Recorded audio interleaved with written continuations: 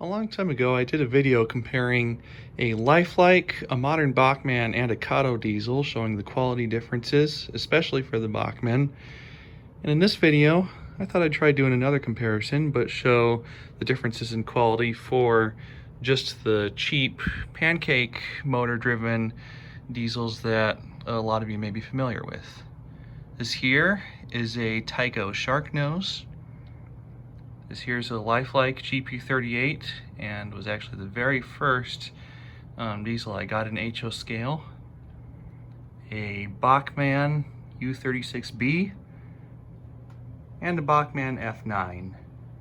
And the reason for the two Bachmanns is because there's quite a difference in quality between the older and newer pancake drive motors. I'm going to start with the Tyco diesel here, since these are kind of what kicked off the whole cheap train set quality war back in the 70s and 80s. This here uses their power torque drive truck, which was made to be universal for both the 4 and 6 axle diesels. They would just swap out this middle axle for one with or without wheels on it. Used very, very thin gears inside of there, which you can kind of see. That big one later on would be changed to a cheaper white nylon, and the motor pinion gear started out as a better brass material, but eventually switched over to a cheaper zinc, and those reductions in material quality contributed quite a bit to gear failure over the years. But for the most part, beyond those two little changes, the quality of Tyco's trucks remained pretty consistent as far as I know. And now for the actual running quality, let's go ahead and start it up. Takes about 7, sometimes even 8 or 9 volts to get it going. That time I had to push it up to about 12 volts before it would go anywhere. Sometimes it's a bit smoother than that to start. Yeah, that time it started right at 6 volts.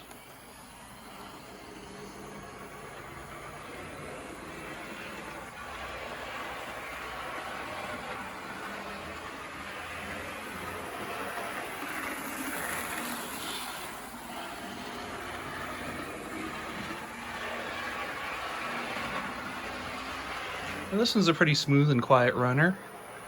And I've noticed that a lot of these power torque motors were similar in that way.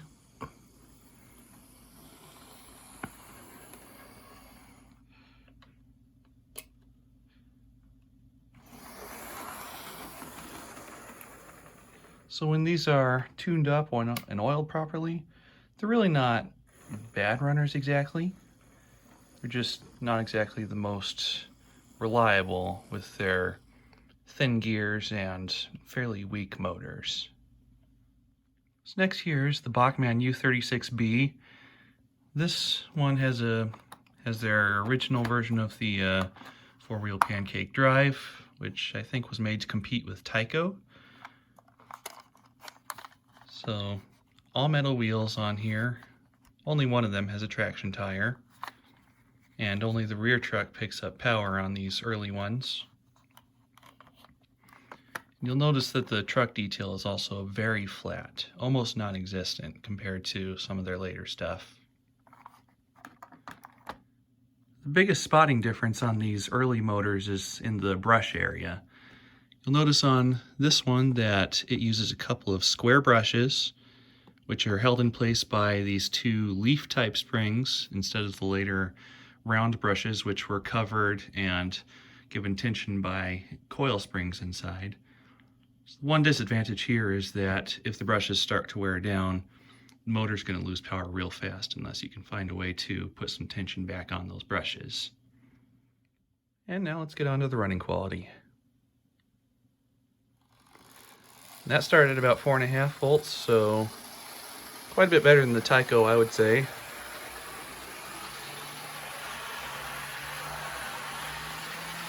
And there's full speed.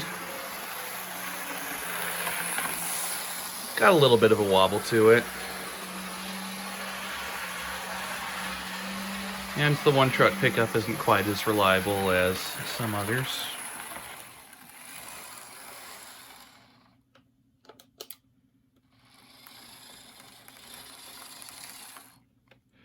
Now, of all the ones I'm testing here, I'd say this one does have the strongest motor of all of them.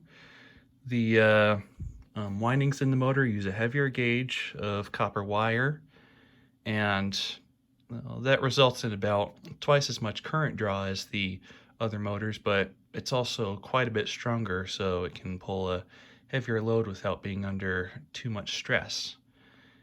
And I also noticed that the gears are a more durable black plastic than what Bachmann would later use, so as long as these are kept in good condition, these first generation Bachmann pancake drives are actually pretty decent. And now here's the other Bachmann. It's an F9 from a train set, about 15 years newer than the other one I was just showing. And you can tell just by looking at that this one was made to be as cheap as possible. Instead of painting, almost the entire model is just molded in the silvery gray color with a heavy coat of red paint on the front, and then a quick Santa Fe logo on each side of it. Once again, all metal wheels. This one has 2 traction tires instead of 1 to give it just a bit extra. And it has 8-wheel electrical pickup instead of 4, so that at least makes it a bit more reliable electrically. And there's the newer Bachmann motor. You see it has the plates covering the brushes completely, and there are coil springs inside of there to help maintain tension, so the motor should actually last for a bit longer as long as the quality was good in production. And this weight in back here, I added in there, pulled it out from another one of these that had burned out, because this one originally had no rear weight, and it was almost impossible to make it back around a corner without the truck lifting and derailing like that.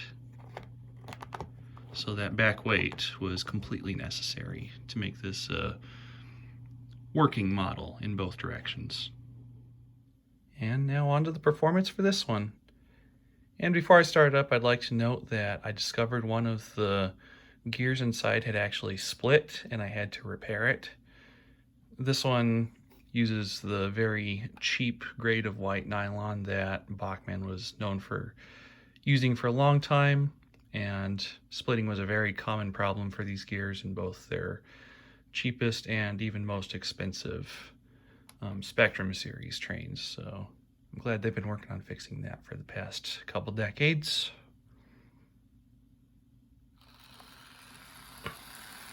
Took about 5.5 volts to start.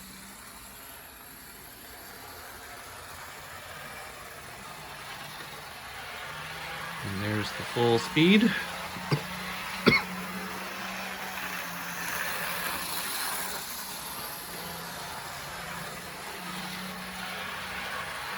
It's a mostly smooth runner, fairly quiet. Motor doesn't have as much torque as the U36B diesel, but this one was only designed to pull as much as what was in this train set, really, which was 3 freight cars. So for a train set, it's about as much as torque as what was needed, really. And that's all that this one was designed for.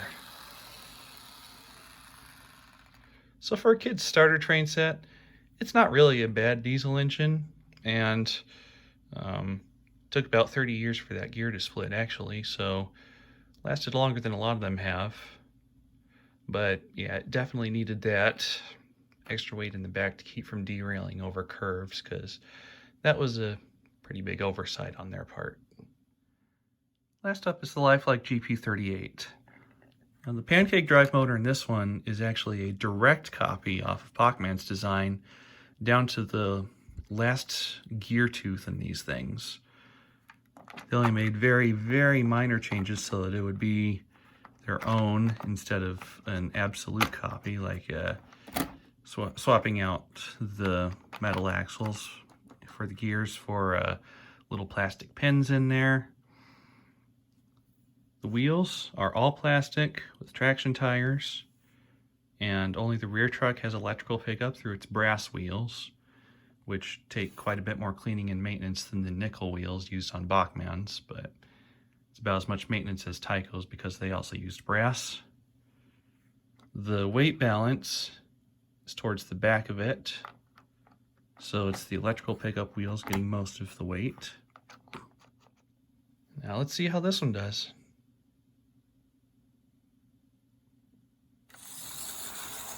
Took about 8.5 volts to start up.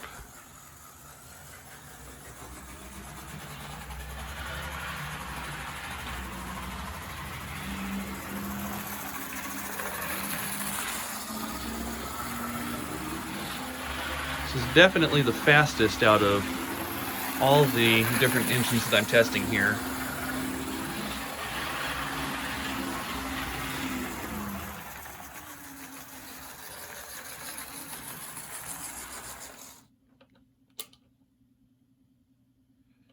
And it just lost its electrical pickup. There it goes. These LifeLike diesels have always given me a lot of trouble as far as their electrical pickup. I don't know what it is, but even when I have these wheels perfectly polished to a complete shine on the tread and the contacts are as clean as possible, it still has trouble maintaining electrical contact around the track. So these just aren't that reliable. I don't really know what to do to get them to work any better as they are. And here's all four going all at once, just for the fun of it. The Bachmanns run pretty well together. I had to put the LifeLike in back so that it would kind of push the Tyco along, because with the Tyco in back, the horn hook couplers just immediately let go of each other due to their inconsistency.